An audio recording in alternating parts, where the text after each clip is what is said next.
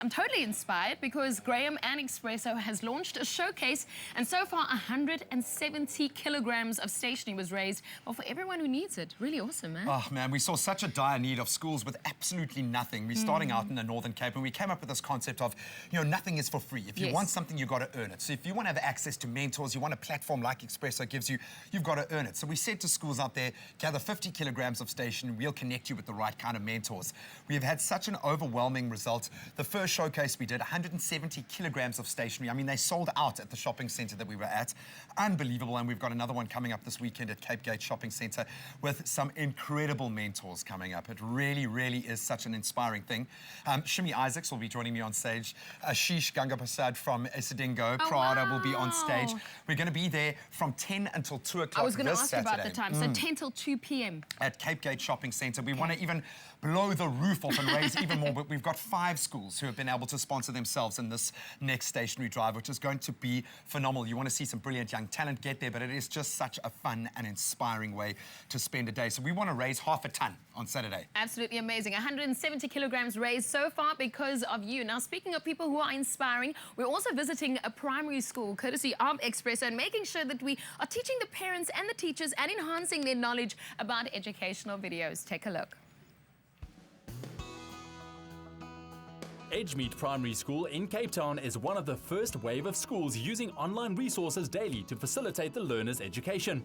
Websites can be accessed at home and schools to allow the children greater interaction and connectivity with their curriculum. The internet is a place where you can find lots of things and you could search almost everything and they'll have it. Kids are completely digital nowadays. They don't actually know how to read books, unfortunately.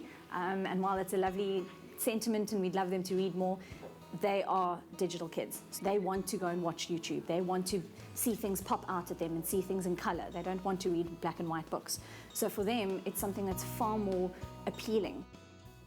We play the game of road signs because we have to learn more about it, and then we have to do presentations about it, and then we have to write about it. The street side game is because so you can remember where you last clicked, so you can find that other picture that you just clicked. And the money game is to help you counting with money and to show you how the money looks. We tend to use the Google search engine quite a lot. We will tend to look for a topic and then find sites that supply us with child-friendly sites and games and things that we could show the class. What we've recently done is something called the flipped classroom. So we will create a video that's tailor-made to our needs. So if I'm teaching adverbs, I will create my own video using one of the sites I've used is something called powtoons.com, which creates a little cartoon video of what I need to do, and I can put in my own little cartoon elements and I can import pictures into that and anything else that I want. The nice thing about Powtoons is it's such a kid-friendly site. There's little animated cartoon characters all over the place. And then I do something called Screencast-O-Matic, and I do a voiceover with that, and then we upload that to YouTube. Kids are then asked to go and have a look at home and go and watch this video at home, and then they've done the research at home. Great benefit for the kids because it's there on YouTube all the time. They can go back and research it when they want to, when it comes to exams. A lot of the time the parents don't always know our content and how to help their kids, so the parents get to watch the video as well. Grade 4s, today we're going to learn about collective nouns. Using Powtoons for the grade 4 specifically, we did one on collective nouns, and it was work that they needed in class.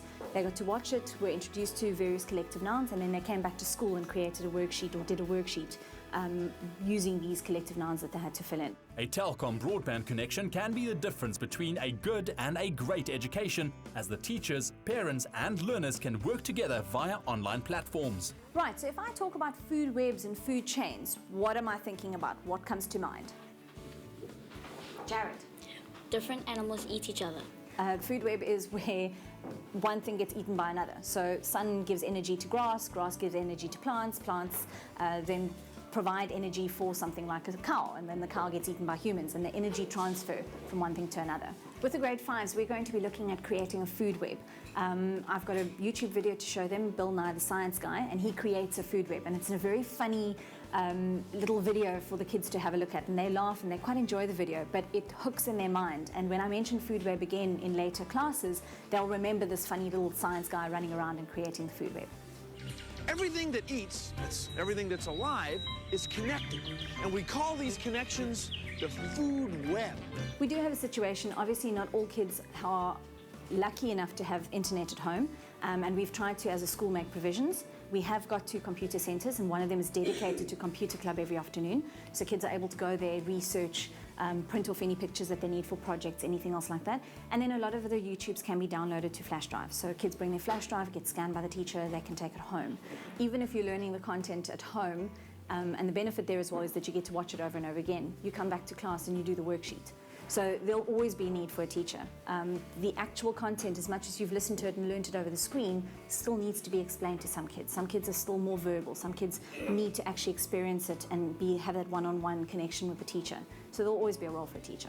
Visit a Telkom store, dial 10213 or log on to telkom.co.za to give your child the edge and connect to the best education. Turn your house into a connected home for only $3.99 per month.